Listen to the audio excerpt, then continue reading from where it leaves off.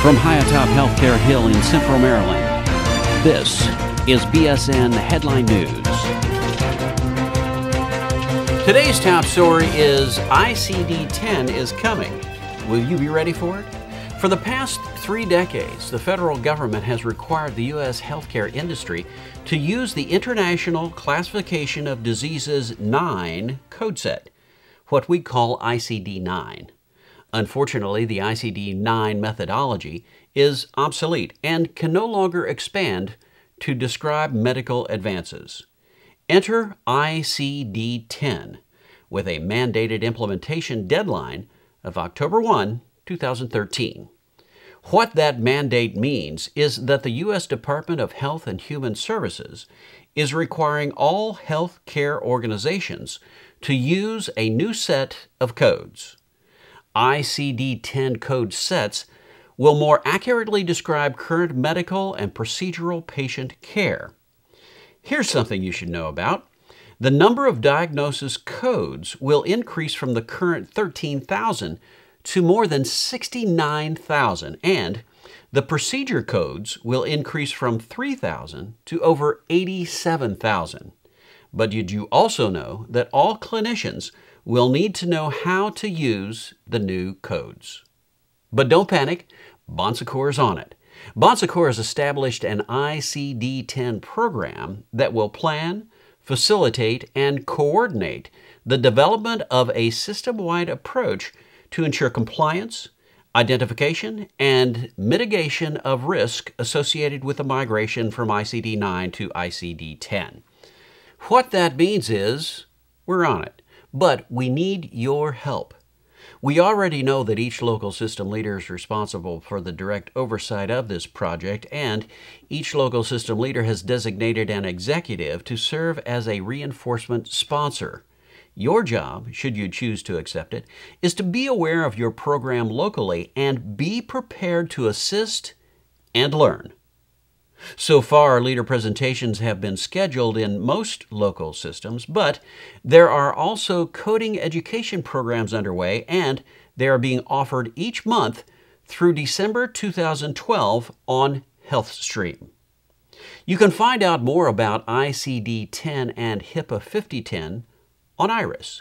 Just look for the ICD-10/5010 link under Key Communities on the IRIS Mega drop-down list. You can also contact Catherine Bresnan or Maureen Foster, both on BSHE email. ICD-10, the October 2013 deadline, will be here before you know it. Let's get ready today.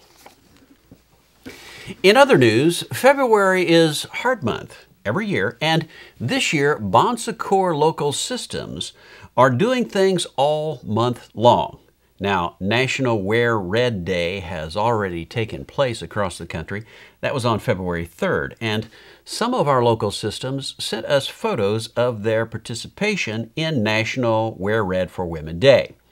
In Hampton Roads, 22 soft baby caps were hand-knitted and donated for babies born on February the 3rd in the birthplace at Mary Immaculate Hospital.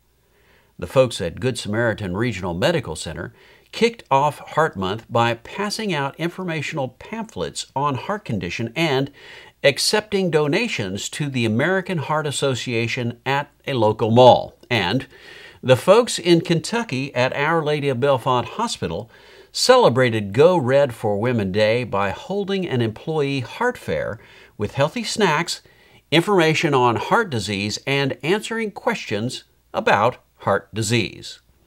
You can find out more on Heart Month on the American Heart Association's website at www.goredforwomen.org. And watch for upcoming events all month long at your local facility. Finally, February is also National Black History Month, and we here at BSN Headline News are celebrating all month long. The tradition of Black History Month goes back to the beginning of the 20th century. In 1926, legendary historian and educator Carter G. Woodson founded Negro History Week. Mr. Woodson chose February because it coincided with the birthdays of two men who fought for the freedom of American slaves, Abraham Lincoln and Frederick Douglass. Then, in 1976, Negro History Week was expanded to Black History Month. Since then, Black History Month has offered an opportunity to study, reflect on, and redefine our ongoing legacy of American history. Today, we want to highlight one of those who inspired Black History Month, Frederick Douglass. Did you know that Frederick Douglass was born in a slave cabin in February 1818 near Easton, Maryland? He was separated from his mother when he was only a few weeks old to be raised by his grandparents until he was 6, when he was left at the plantation of his master. He started to learn to read shortly after that, thanks to his mistress, who taught him the alphabet. But since it was unlawful to teach slaves how to read, he took it upon himself to learn. At age 12, he purchased a copy of the Columbia Orator, a popular school book of the time, which helped him gain an understanding and appreciation for the power of the spoken and written word.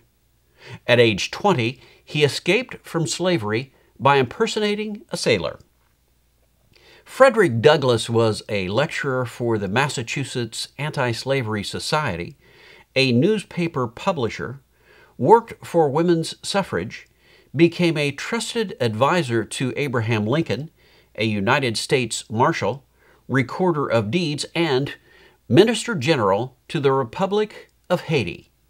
He died on February 20th, 1895, at his home in Anacostia, Washington, D.C.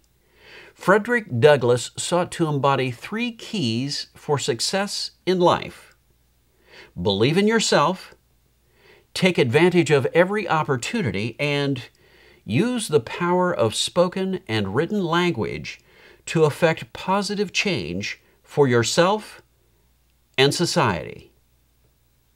Frederick Douglass.